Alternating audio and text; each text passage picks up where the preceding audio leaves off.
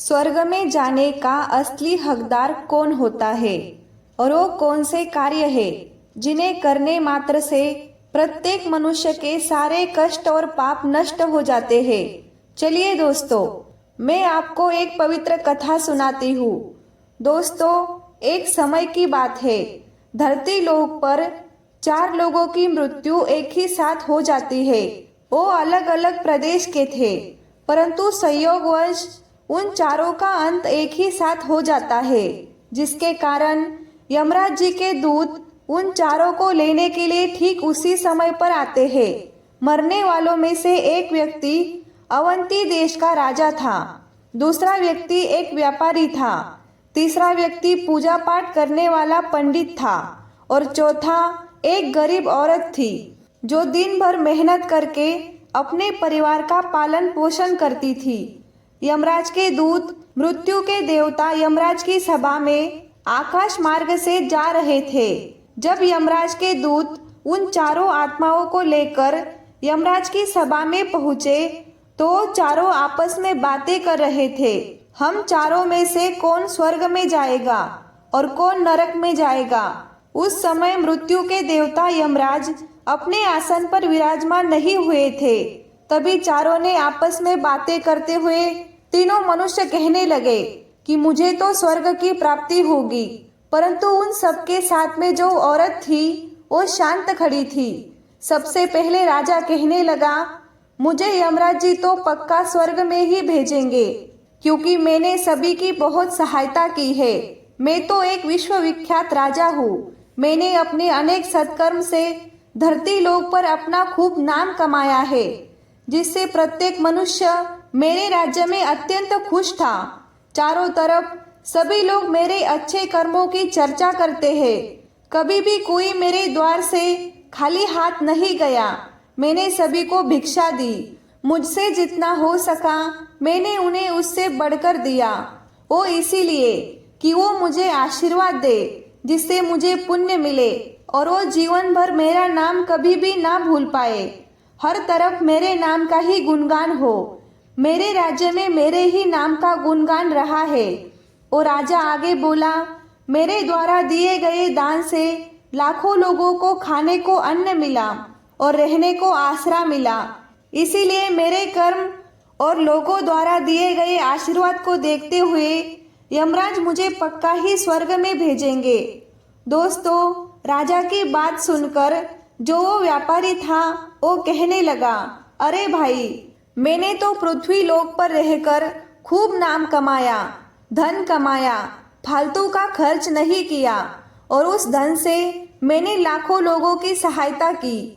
मैंने अपनी कमाई का तीसरा हिस्सा सदैव दीन दुखियों की सहायता में लगाया है, जिसकी वजह से मुझे अवश्य ही पुण्य मिलेगा।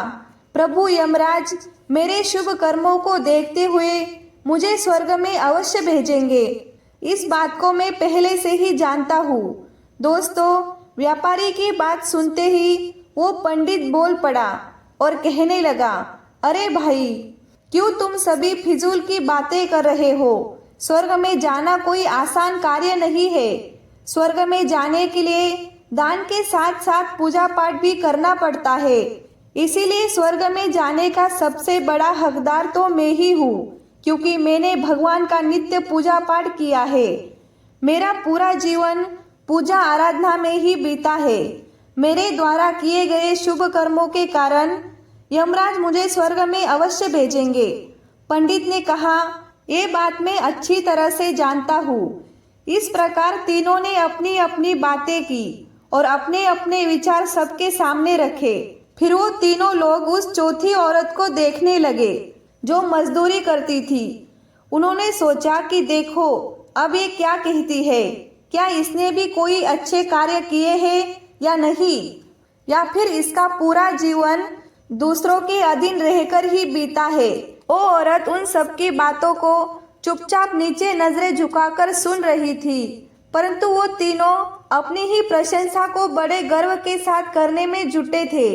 तभी यमराज अपने सारथी भैंसे पर बैठकर अपने साथी चित्रगुप्त के साथ दरबार में उपस्थित होते हैं। दोस्तों, चित्रगुप्त के हाथों में एक मोटी सी किताब थी। उस किताब में समस्त प्राणियों के कर्मों का लेखा जोखा लिखा था। यमराज जी जब अपनी सवारी से उतरते हैं और अपने आसन पर विराजमान होते हैं और फिर चित्रगुप्त से उन चारों के पाप और पुण्यों को देखने के लिए कहते हैं। चित्रगुप्त ने सबसे पहले अवंती देश के राजा को अपने पास बुलाया और उससे कहने लगे, तुम तो धरती पर बड़े ही विख्यात राजा थे। तुमने अपने जीवन में कौन से कर्म किए हैं तथा आपने जितने लोगों को दुख दिया है, जितने लोगों का भला किया है, मैं अपनी पुस्तक में देखकर ये फैसला करूंगा कि आप स्वर्ग में जाने के योग्य है भी या नहीं। तब वो राजा बड़े गर्व के साथ अपने कर्मों को बताते हुए कहता है कि हे चित्रगुप्त, मैं अवंती देश जैसे बड़े राज्य का राजा था। मेरा राज्य बड़ा ही समृद्ध और खुशहाल था। मेरे राज्य में मेरी वजह से ही गरीब दुखिया लोग बहुत ही कम थे। सब मेरी छत्र छाया में रहते हुए बड़े आनंद के साथ जीवन यापन कर रहे थे। मैंने अपने राज्य के प्रत्येक नागरिक को किसी भी चीज की कभी कमी नहीं होने दी। मेरे यहाँ हर निर्धन को धन मिलता था, हर भूखे को भोजन मिलता था। लाखों का धन उन्हें रोज दान में दिया जाता था, जिसकी वजह से मेरी प्रजा मुझसे बहुत प्रसन्न थी। मैंने अपने जीवन में यही अच्छे कर्म किए हैं। राजा के इतना कहते ही चित्रगुप्त ने अपनी पुस्तक उठाई और उसमें देखने लगे। पुस्तक में देखकर चित्रगुप्त जी ने राजा को बताया, तुम जो कह रहे हो वो सत्य है। तुमने अपनी प्रजा को बहुत सुख और दान दिया है, लेकिन इसके साथ साथ तुमने एक बहुत बड़ा अपराध भी किया है। तुमने अपनी राज्य की सीमा को फैलाने के लिए जितने युद्ध लड़े हैं, उन युद्धों में हजारों लाखों संख्या में सैनिकों ने अपनी जान गंवाई है, जिससे उन सबकी मृत्यु का कारण तुम बने हो। उन मरे हुए मनुष्यों की पत्नियों की हाय तुमको लगी। उनके परिवारों के बच्चों को अनाथ करने वाले तुम हो। उनके स्त्रियों को विधवा बनाने वाले भी तुम हो। उनकी माँ की गोद सूना करने वाले भी तुम ही हो। चित्रगुप्त आगे कहते हैं, हे राजन, तुमने अपने ही सैनिकों को, हजारों परिवारों को हमेशा दुख दिया है। युद्ध लड़कर राज्य बढ़ाने से अच्छा था कि तुम अपने पड़ोसी राज्य से मित्रता करते, उनके साथ व्यापार बढ़ाते, जिससे आपका राज्य भी बढ़ता, साथ ही साथ आपकी समृद्धि भी बढ़ती। तुमने अपनी प्रजा और सैनिकों को दुख पहुंचाया है, इसीलिए तुम स्वर्ग जाने के हकदार नहीं हो। जब चित्रगुप्त ने ये बात बताई तो इस बात को सुनकर राजा चुपचाप पीछे हो गया। उसके बाद चित्रगुप्त ने उस व्यापारी को बुलाया और उसने कहा कि आपने धरती पर कौन कौन से अच्छे कर्म किए हैं। तब वो व्यापारी कहता है, हे भगवान, मैंने पृथ्वी लोक पर जितना धन कमाया है उसका तीसरा भाग अच्छे कार्यों में लगाया है। लाखों लोगों को भोजन कराया। मैंने उस धन को कई आश्रमों में दान दिया है। कई बेघर लोगों को मैंने धन दिया। मैंने उस धन से कई शहरों में मंदिरों का निर्माण किया। उस धन से कई जगह पर धर्मशालाएं बनाई। वो व्यापारी आगे कहता है कि यही मेरे जीवन के अच्छे कर्म है। व्यापारी की बात सुनने के बाद चित्रगुप्त जी ने पुनः अपनी पुस्तक खोली, जिसमें देखने के बाद चित्रगुप्त जी ने उस व्यापारी से कहा कि देखो, तुमने जो जो कहा है वो सत्य है। तुमने धरती पर जो दान धर्म किया है उससे तुम्हारे पुण्य नहीं बढ़े, परंतु तुम्हारा पाप ये है कि तुमने धरती पर जो दान धर्म किया है उस पैसे को कमाने के लिए तुमने बहुत झूठ बोला है। तुमने हद से ज्यादा ठगी की है। तुमने कई चीजों में मिलावट करके बेचा है। नकली वस्तुओं को असली के दामों में बेचा है। कितने व्यापारियों का धंधा चौपट करवा के उनको रास्ते से हटवाया है। तुम्हारी वजह से अनजाने में कितने लोग बीमार होकर मारे गए हैं। चित्रगुप्त आगे कहते हैं, ना जाने कितनों ने तुम्हारी वजह से आत्महत्या की है। कितनों की मेहनत का पैसा तुम्हारे पास चला आया। उन सब लोगों की बदुआ तुमको लगी है। तुम्हारे जो पाप कर्म थे, वो तुमने जो कुछ भी अच्छा काम किया उसकी वजह से तुम्हारे पुण्य शून्य हो गए। यही कारण है कि तुम्हारा कोई पुण्य कर्म नहीं है, इसी कारण तुम स्वर्ग में जाने के योग्य नहीं हो। चित्रगुप्त की बात सुनकर वो व्यापारी बड़ा उदास मन से पीछे हो गया। उसके बाद चित्रगुप्त जी ने पंडित को आगे बुलाया और उनसे कहा, तुमने अपने जीवन में कौन से अच्छे कर्म किए हैं? तब उस पंडित ने कहा, हे भगवान, मेरा पुण्य ये है कि मैंने लाखों शिष्यों को ज्ञान दिया, हजारों यज्ञ किए, लाखों मनुष्यों के घरों में पूजा पाठ कराया।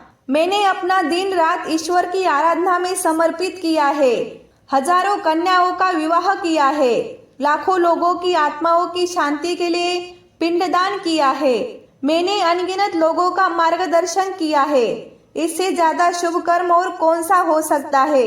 इसके तुरंत बाद चित्रगुप्त जी ने अपनी पुस्तक में देखकर उस पंडित से कहा कि हे पंडित जी, आपका कहना सत्य है। आपने वास्तव में हजारों लोगों को ज्ञान दिया है, लेकिन आपसे एक गलती हुई है। आपने स्वयं कभी भी उस ज्ञान पर अमल नहीं किया। आपने हजारों यज्ञ, पूजा पाठ, अनुष्ठान किए, परंतु आपने उन सबको कभी निस्वार्थ भाव से नहीं किया। तुम हमेशा से धन के लालची रहे हो, इसलिए तुम स्वर्ग में जाने के योग्य नहीं हो। अब वो पंडित भी उदास होकर पीछे हो गया। अब बची अकेली वो औरत। अब वो मजदूरी करने वाली औरत ये सब देखकर बड़ी हैरान थी। दोस्तों, वो अपने मन में सोचने लगी कि अब तक वो जिनको इतना महान समझ रही थी, उनमें से कोई भी स्वर्ग के योग्य नहीं है, तो मैं कैसे स्वर्ग में जा सकती हूँ? मुझे तो स्वर्ग की कल्पना भी नहीं करनी चाहिए, क्योंकि ना तो मैंने कभी पूजा पाठ किया है और ना ही मैं दान करने के लायक थी। मैंने तो कभी कोई शुभ काम नहीं किया। मैं तो मेहनत मजदूरी करके सारे जीवन अपने परिवार का पालन पोषण करती रही। पति के मरने के बाद मेरे पुत्र और पुत्री के साथ मैंने अपनी सास की सेवा की है। वो औरत ये सब बातें सोच रही थी कि इतने में ही चित्रगुप्त ने उसे भी आगे आने को कहा। जैसे ही वो औरत चित्रगुप्त के पास गई तो उसने पहले ही कह दिया कि हे भगवान, मैंने धरती पर एक गरीब दुखिया के घर जन्म लिया था। दान हवन पूजा पाठ करने के मैं लायक ही नहीं थी, तो मैं शुभ कर्म कहाँ से करती? मैं तो अपने परिवार का पालन पोषण बड़ी मुश्किल से कर पाती थी। मैं जानती हूँ भगवान कि मैं स्वर्ग में जाने के योग्य नहीं हूँ। मैंने धरती पर भी नरक भोगा है और आगे भी नरक में जाने की ही मेरी हैसियत है। किंतु हे प्रभु, मेरी एक इच्छा है। मैं स्वर्ग में तो नहीं जा पाऊंगी, लेकिन मैं एक बार स्वर्ग को अपनी आंखों से देखना चाहती हूँ। इससे अधिक मेरी कोई इच्छा नहीं है, क्योंकि मैंने ऐसा कर्म नहीं किया है जो मुझे स्वर्ग में पहुँचा दे। क्योंकि मेरे पास उतना समय ही नहीं बचता था कि मैं लोगों की सेवा कर सकती। मैं अपनी सास की सेवा में परिपक्व रहती थी। मैंने लोगों को समय ना देकर वो समय मैंने अपने बूढ़े माँ बाप की सेवा में लगाया है। उनको भोजन खिलाती थी, उनके वस्त्र बदलती थी। यही मेरी दिनचर्या थी। मुझे तो मंदिर में जाने का भी अवसर नहीं मिलता था। उस औरत की बात सुनकर चित्रगुप्त ने पुनः अपनी पुस्तक में देखकर पूछा, हे देवी, तुम ध्यान से सोचकर बताओ कि तुमने कभी तो कोई पुण्य कर्म किया होगा।